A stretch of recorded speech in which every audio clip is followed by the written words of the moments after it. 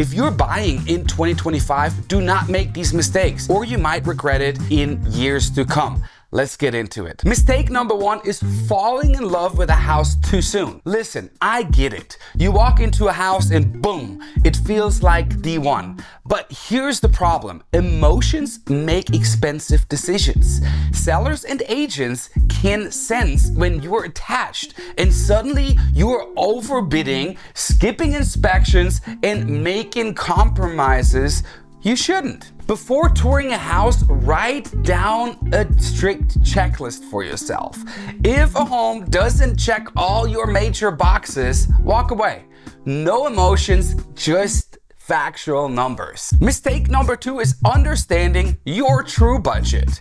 Just because a lender approves you for a certain amount doesn't actually mean you can afford it.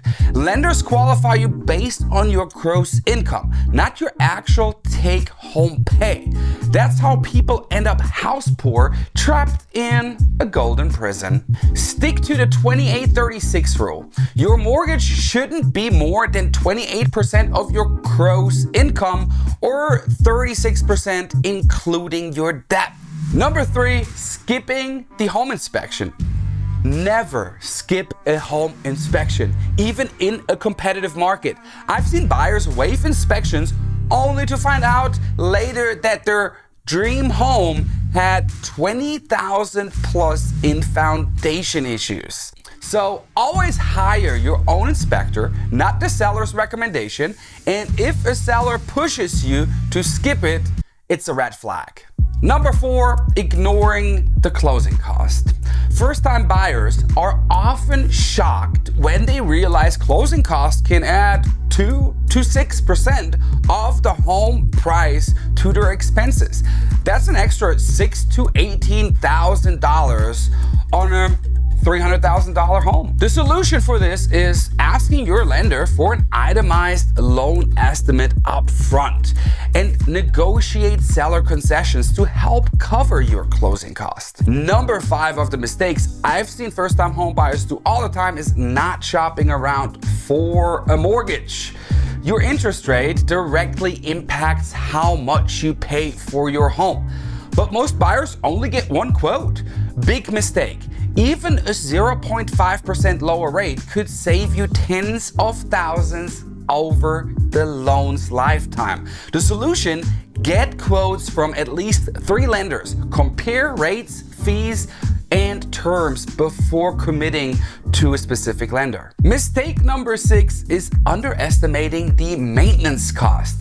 Owning a home isn't just about the mortgage. You have to budget for repairs, property taxes, insurance, and HOA fees. Set aside 1 to 2% of the home's value per year for maintenance. If the home is older, plan for a little bit more. Mistake number 7, making major financial changes before closing. And people, let me tell you, even though agents tell their clients that all the time, it happens over and over again. Picture this: you're under contract, excited about your new home, so you finance a new car, open a credit card, or quit your job. Bad move. Your lender rechecks everything before closing, and a small change could kill your approval. The solution for that: from the pre-approval process to closing, do nothing that changes your credit score, debt, or income. Number 8 on the list is not understanding property tax, homeowners insurance, and HOA fees. Your monthly mortgage payment isn't just principal and interest, it includes property tax, homeowners insurance, and possibly HOA fees. And guess what? Taxes do go up. So check the property tax history before buying and ask about the HOA fees and HOA fee increases that could occur within the next couple years. Number 9 on the list is using the listing agent as your buyer's agent. That friendly listing agent, well, they work for the seller. Their job is to get the seller the best deal, not you. The solution for that is actually always hire your own buyer's agent who negotiates on your behalf and your best interest. And finally, mistake number 10 is rushing the process. Homeownership is a huge financial decision, but some buyers feel pressured to rush. That's how people end up overpaying or regretting their choices. Take your time. If a deal feels rushed, it's probably bad for you. There will always be more houses that you can fall in love with. The one thing you must remember, buying a home isn't just about getting approved. It's about making the right decisions for your financial future. If you avoid these mistakes, you'll set yourself up for success instead of regret. Did I miss a mistake? Drop it in the comments. And if you found this video helpful, hit the like button and subscribe to the channel. And make sure you check out some of the other videos on my channel.